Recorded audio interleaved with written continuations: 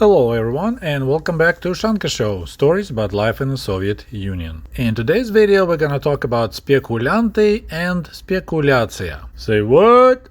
Yep, that's what I thought, so let's begin with the lesson of the Russian language. Урок русского языка. Spekuляция. Spekuляция. So it could be translated as speculation, but it actually means buying goods and reselling them for profit, which was an illegal activity in the Soviet Union. We'll talk about later. Spekuляция. Spekulyant. Spekulyant.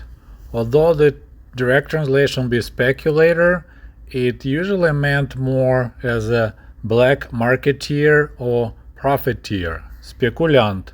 Spekulyant. After October Revolution 1917 in Russia, buying goods and reselling them for profit, or speculation, or spekuляция, became an illegal activity. Already in July of 1918, the Soviet government issued a decree about speculation, Decret о спекуляции, where buying, selling, and storing goods or food items was punishable with 3 to 10 years of labor camps or forced labor with confiscation of people's belongings. This way, the Soviet government established the monopoly for the retail and the wholesale trade. But of course, banning speculation in the socialist economy was easier said than done, and speculation was a sore spot for the whole history of the Soviet Union. Anti-speculation laws were slightly relaxed by 1960s, so if you do it on a small scale and get caught, you can go to prison up to 2 years with confiscation of the goods and your property, or you have to pay fine up to 300 rubles. Large-scale speculations could be punished for the jail time from 2 to 7 years with confiscation. And if you're interested in the topic of the large-scale speculation, in the end of this video I will add my older video called 1952 KGB Files. It's a story about how several guys were smuggling apples from Ukraine to Estonia, and they were making a lot of money. So that will be in the end of this video. When it comes to agriculture products, it's important to understand the difference. So if you have a small plot of land, you live out in the country in the village, and you have good crop of potatoes, and you take extra potatoes that you grew to the city and sell it at the farmers market, which we called a collective farm market, колхозные рынки, you're not spekulant. You are totally legal to sell products that you grew yourself. But if you went to a village, purchased potatoes, took it back to the city and tried to resell it, now you are spekulant and you're breaking the law. Quite often a word spekulant, so in this case would be like a profiteer, was used at the collective farm markets to people who charged excessive amount of money for their goods. Like for example, this caricature called «Сходил на рынок», I went to the market, and it says «Где штаны, пинжак, ботинки? Спекулянт забрал на рынке». Where's your pants, suit and boots? Spekulant took them at the market. So the prices were so high that he had to give up all his clothing to purchase some veggies. But usually speculanti dealt with the consumer goods, so shoes, clothing, any high demand items that were in short supply. That's what speculanti were coming in. They were purchasing them through friends or people they knew at the stores or warehouses, and then reselling them for the profit to people on the street or through the friends or through work. And here's the caricature that explained the situation. So on the first picture it says «Что на витрине?», what's on display, and you see there's a female jacket for 600 rubles and male coat for 500 rubles. Second picture says it's not available in the store, so it is on display but not in the store, and the price is way higher in the store. It says but spekulant has it at home. So the same coat that's for sale, supposed to be at the store for 500 rubles, spekulant offers for 850, and the lady's jacket is being offered by spekulant for 1,000 rubles, when normal retail price should be 600. And here's another example of spekuляция. So it's a auto parts store, автозапчасти, and you have two guys that they drawn as their statues standing by the door going into the car parts store, but they're speculanti that resell auto parts. And here's another caricature showing speculation of auto parts. So you have two guys who have plenty of goods for sale inside their jackets. Meanwhile, the auto parts store barely has anything on its shelf. And the rhyme says: «У спекулянтов неплохие делишки, когда в магазине ни дна, ни покрышки». The speculanti are doing great if there's nothing for sale at the store. And here's an interesting poster. It says: «Спекуляция равносильно грабежу. Разоблачай спекулянтов». Speculation is equal of robbing people. So you need to report on the speculanti. And you see a lady is purchasing a pair of high heel shoes, but it's the same thing as she is being robbed. I like this caricature a lot. It's called Три богатыря, Three Heroes. It's based on this famous painting by the Russian artist Viktor Vasnetsov. It's also called Три богатыря, Three Heroes. So this caricature is probably from the late 80s, because you could tell people are selling cigarettes and Pepsi, and it says, Three Heroes. Поглядеть, ребята, хоть куда, вот таких к машинам бы, к станкам, им бы строить чудо-города, а они пристроились к лоткам. It's a rhyme, so it's kind of hard to translate, but it says, look at those strong guys. They could be driving trucks or working in the factories. They could build these new cities, but all they do is just selling stuff at those little tables. So the guy on the left resells Bulgarian cigarettes Opal. One in the middle looks like sells lemons, and one on the right sells Pepsi by a cup. Meanwhile, behind them there's ads on the fence. It says workers are wanted for different professions, including engineers and all kinds of workers, but they don't want to work, they just want to be in speculation. The classic image of a speculant would be a guy who has goods hidden inside of his jacket, and when he offers goods for sale, he kind of just opens up his coat or jacket, and you see the goods that he sells, watches or whatever other things. Here's another anti-speculation poster. Такого мотива, наживо, наживо, наживо, наживо. Такой спекулянт существует, пока за этот мотив не получит пинка. So this poster relates to the guys who are reselling music records, and it's pretty much that his tune is the only profit, and such a speculant exists only till he gets his ass kicked. Yes, if you didn't know, the long plays, LPs in the Soviet Union were also in short supply, of course, not of the classical music, but popular music, so that was also a big business for reselling, is getting popular LPs through people at the stores and then reselling them on the street. And of course, I must mention speculanti that dealt with foreign goods. So that's people who were reselling Levi's jeans, Adidas shoes, and other foreign items that were coming into the Soviet Union with the tourists or with the sailors or anybody else who was coming into the USSR. In one of my previous videos, I already mentioned about fartsovщики. So that's the guys that were dealing with the tourists, foreign tourists, or any kind of foreigners that came in the Soviet Union. They were purchasing jeans and other items, and as the word fartsa, for sale, and then those items they would resell wholesale to speculanti. And here's the example of the caricature making fun of the ladies that are willing to be on their knees kissing foreign goods. Looks like the items that came from Paris and made by Lee. So this is an example of spekulant who resells foreign goods from fartsovщики. So as I mentioned earlier, spekuляция and spekulanti was a permanent problem in the Soviet Union, mostly because of the quite empty store shelves. And no matter what the government did, we still had the problem with people reselling goods and making extra money. And finally, in February of 1991, the Soviet government gave up, threw the towel, right? And they removed the article about speculation from its criminal code. And in December of the same year, leaders of three Soviet republics, Yeltsin, Kravchuk, and Shushkevich, signed the agreement and dissolved the Soviet Union. Okay, my friends, I hope you enjoyed this story about spekulanti and spekuляция. And as I promised earlier, right after this video will be my old video about KGB report and how KGB busted a group of Spekulyant in Soviet Ukraine who were buying apples in Zhytomyr region and were shipping them to sell for profit in Estonia, which was a big no-no. It has been a while since we looked at some declassified KGB documents, so today we're gonna do exactly that. This document was discovered by Ukrainian historian Eduard Andryushenko. I'll post link to his Facebook page below this video. I think this is an American guy pretending to be a Russian. I mean, Sergei Sputnikov?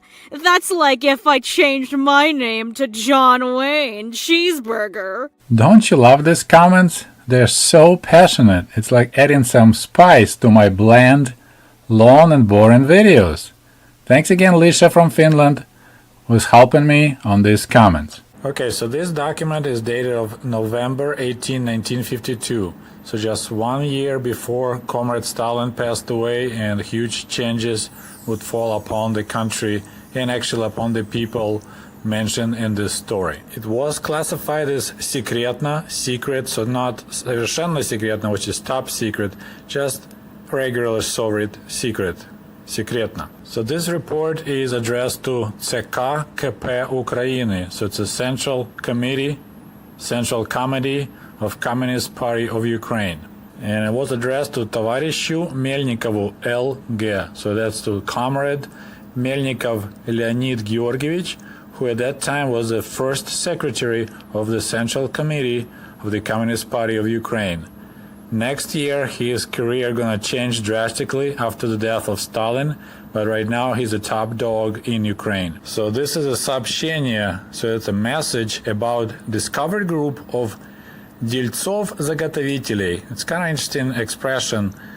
So делец, it's not really like a complimentary term, so it's a dealer, procurers. So there's a people who were dealing with some stuff and they were buying and selling stuff, operating on the territory of Ukrainian and Moldovan Soviet Socialist republics. So the Central Office of Militia, which is police back in the Soviet Union, of Zhytomyr region, that's where my father from, exposed in September of this year a group of criminals that was illegally procuring agricultural products on the territories of Zhytomyr, Vinnytsia regions of Ukraine, and Moldovan Soviet Socialist Republic. 7 people were arrested on criminal charges, including a procurer from several organizations from city of Tallinn, Estonian Soviet Socialist Republic. So purchasing was happening in Ukraine and Moldova. Selling was going on mostly in Estonia. So the main character was Yakovlev Mikhail, born in 1907. That's the same year my grandfather was born. So he was 45 years old in 1952. And he was беспартийный. It's always important for some reason. They always mention the arrested person was a member of Communist Party or not member, which is беспартийный means no party association, which we only had one party. No particular employment. That's another interesting term. So this guy, без, let's see what it says exactly, без определенных занятий. So, you know, we had 100% employment apparently in the Soviet Union, but some people could live and have no particular employment. So that was the case. Along with him was also arrested Lukyanchuk Kirill, born in 1912. So he was 4 years old in 1952. Also was no party association, беспартийный, and also no particular employment, and some others. So the total of 7 people were arrested. After investigation, it was determined that Yakovlev, with a group of 6 dealers during 1950-1952, were procuring large quantities of fruits and vegetables in Zhytomyr and Vinnytsia regions and Moldavia, and shipped those via the railroad to different cities of the Soviet Union.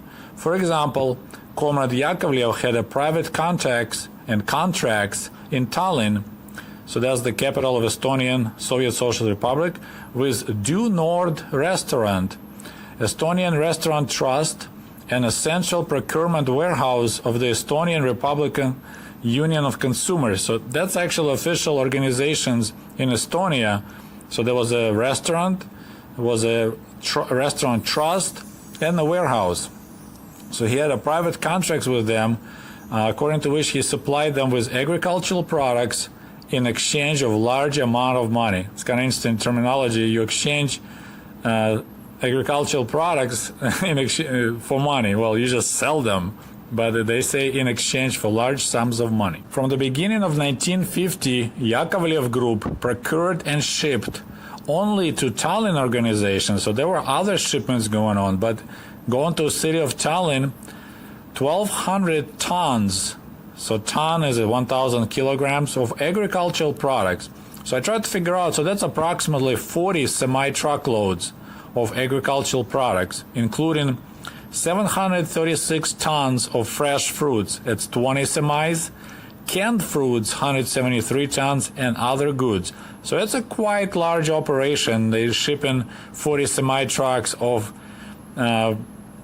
agricultural products, and it's just everything was going on illegally. Yakovlev was using collective farm workers, so-called kolkhozniki, for packing and loading the fruits that he procured from kolkhozes. So he was purchasing directly from collective farms and using collective farm workers to pack the goods and load them on the railroad cars. He forged fictitious payment documents and used those to receive and pocket cash, while kolkhozniks were compensated by trudodni checked in their workbooks. If you follow my channel, you should be familiar already with the Soviet workbook and how the collective farm workers were paid, which they were not paid at all. They had to have a check mark. So they were required to provide so many days of work for their collective farm. So that's what they're talking about here, that kolkhozniks were just working, loading these fruits for the check mark, while the guy was forging the papers and actually claiming that he paid for labor and getting money out of collective farms for that labor that he never paid for. So back to the report. By stealing and speculation, Yakovlev embezzled more than 100,000 rubles. So I did a quick math. Average salary in the Soviet Union in 1950 was about 600 rubles per month. So that's before the money reform that Khrushchev did later, and which he cut the zeros. So he had on his hand about 13 annual average salaries. So to put it in perspective, if you say in America there's an average salary about $60,000 a year, so this amount of 100,000 rubles equals to about $830,000. So guy was moving some serious cash, so close to $1 million. That's what how much cash he had on hand by stealing and speculation. Under disguise of collective farm workers, Yakovlev and Company shipped via railroad and sold at speculative prices large quantities of fresh and dried fruits. Okay, so here I need to explain several things. So if you're a collective farm worker and you live out in a country like my grandparents did, so if you have like several apple trees, you harvest your apples, you can go to the local market like in a nearby town and sell those apples, and it's totally okay. That's why they're talking here under disguise of collective farm workers. So if you have your own produce, potatoes, apples, you were allowed to sell it on the market, in the bazaars. Now if you buy apples from someone else and then you resell them for profit, that was called speculation, and that was illegal. So that's what those guys were doing. They were doing speculation. If they would grow their own apples and sell them, they'll be fine. But because they were buying apples and reselling them for profit, it was illegal activity in the Soviet Union. And now back to the document. On September 6, criminals purchased from kolkhozniks in Katerinovka village, Berdychev region. And that's amazing because I looked it up. It's 1 hour away from the village that my father grew up, because he also was in the Zhytomyr region. So that was happening pretty much when my dad was really close to that place. So they purchased from that village, from the collective farm workers, 4 tons, which is about 8,800 pounds of apples for 3 rubles per kilo. I find it really suspicious that they could buy so many apples just from the regular people living in that village. That's a lot of apples. Something fishy about that. In Tallinn, Estonia, they sold those apples for 6 to 12 rubles per kilogram. So that's what I call speculation. They purchased apples for 3 rubles and they sold them for 6 to 12, so depending, I guess, on the quality. You know, first grade was going for 12 rubles, some with the marks or blemishes were going cheaper, but still, like, it's 100% margin. But of course you need to consider they had to bribe people to put those apples on a train and ship it to Tallinn, Estonia, which is quite a ways from Zhytomyr region. During the arrest at the city market, so as I said, they were selling at the city market in Tallinn. Militia confiscated 2 tons of apples, 7,150 rubles, and a spravka, so that's a document from the collective farm manager in that village of Katerinovka that those apples belonged to kolkhozniks. So according to the papers, those 2 guys that got caught at the market, they supposedly were kolkhozniks, but of course they weren't, they were speculators. So my guess would be that there was a competition. So someone at that market in Tallinn got upset that they had a competition, people underselling them on apples, and they reported suspicious quantities because, hey, there's 2 kolkhozniks and they have 2 tons of apples that look suspicious. And militia came and checked it out and they got arrested. I think this is what happened. And this document ends with, to compensate government losses, so somehow government lost a lot of money. Belongings of the criminals were confiscated at the amount of 100,000 rubles. So close to $800,000 worth of belongings, who knows what is, probably gold coins, gold jewelry, because there's really not much you could buy back in those days.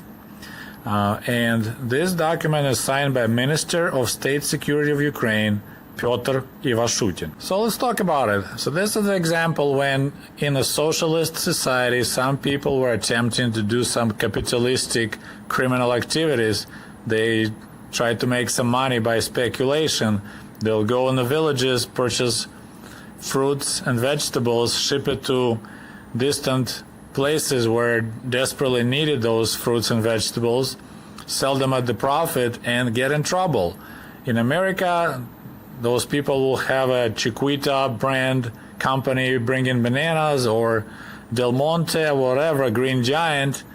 That's how those companies were created, by people buying agriculture products in one location and sell it in a different location. In the Soviet Union, it was illegal and you can get in serious trouble. So as I mentioned earlier, this document was addressed to the first secretary of the Central Committee of the Communist Party of Ukraine, Melnikov Leonid Georgievich, and that guy was born in 1906. My grandfather was born in 1907, and he died in April of 1981. My grandpa died in 1982, so very close. And he was born pretty close to my grandpa, only 3 hours away, in the village Degtyaryovka, Chernihiv region. So he was born to the peasant family, just like my grandfather, but he figured out pretty quick that his future lies with the Komsomol, young communist organization. So he became a Komsomol apparatchik in 1924, being 18 years old. 4 years later, he became a communist in 1928. During the war, he actually fought together with Nikita Khrushchev in Stalingrad in 1942, and I guess they become good friends. And because of those relations, in 1949, he became the first secretary of the Communist Party of Ukraine. But soon after, something very interesting and unusual happens. It says that during anti-Semite campaign, so in the last years of Stalin rule, he went hardcore after Jewish people in the Soviet Union. So during that campaign, Melnikov was actually acting like a hardliner, and he made Khrushchev unhappy about it. So guess what happened after the death of Stalin? In 1953, Leonid Melnikov lost his position, and for грубое искривление ленинско-сталинской национальной политики. So that you can translate it like a severe bending of the policy of Lenin and Stalin regards to national policies. And he was sent to Romania as an ambassador for a couple of years. Then he was a minister of the coal industry of the Soviet Union from 55 to 57, and then he was sent to Kazakhstan to do some party work there. So guy lost all his cool positions. It was kind of just helping here and there. And he died in Moscow in 1981. But still, he wasn't shot, he wasn't sent to Gulag, so he did pretty good for getting in trouble with the leader of the Soviet Union. Khrushchev was a way nicer guy than Comrade Stalin. And he was a quite well-decorated Soviet apparatchik. He received 5 Lenin Awards, Order of Lenin, which is the second highest award in the Soviet Union after Hero of the Soviet Union. He had 5 of those. He also received 1 Order of October Revolution, and that's pretty much people were awarded for promoting communism and reinforcing defenses of the Soviet Union. Kind of interesting terminology there. He also received Order of Red Banner of Labor, Красного Рабочего Знамени, Order of Great Patriotic War, and a bunch of medals. So he actually was quite decorated guy. But still, he wasn't shot, he wasn't sent to Gulag, so he did pretty good for getting in trouble with the leader of the Soviet Union. Khrushchev was a way nicer guy than Comrade Stalin. Interestingly, the guy who signed this document, Minister of State Security of Ukraine, Pyotr Ivashutin, his career went in opposite direction, but at the beginning was quite similar of his career. He got drafted to army in 1931, and by 1937 he became a pilot of TB-3 bomber. Those are huge Soviet bombers. First he was a pilot, and he became a commander of that bomber. During the World War II, he started working for Smersh, which is like Смерть шпионам, death to spies. So it's like a military intelligence for the Red Army. In 1951, he got a position of Ukraine State Security, Minister of the State Security of Ukraine. He was doing it for 4 years, and then he moved to Moscow in 1954 when KGB was created. Comrade Ivashutin definitely deserves separate video, because he, after working at KGB for a while, he became a main guy at GRU, and he was the leader of GRU for 26 or something like that years. So GRU was created and developed under his management, and he became the hero of the Soviet Union in 1985. So this guy has a quite interesting history, and I'm planning to probably work more researching him and making a separate video. But somehow he got into this document about speculators of the fruits and vegetables, but that was his original job, and then later he became the most dangerous guy in the Soviet Union. So yeah, I thought it was quite interesting to see the difference. In America, people who will find a way to make 100% profit, they become millionaires. In Soviet Union, you become a criminal and go to prison for making same profits. So I hope you enjoyed the story, and we'll talk to you soon. До свидания. Goodbye.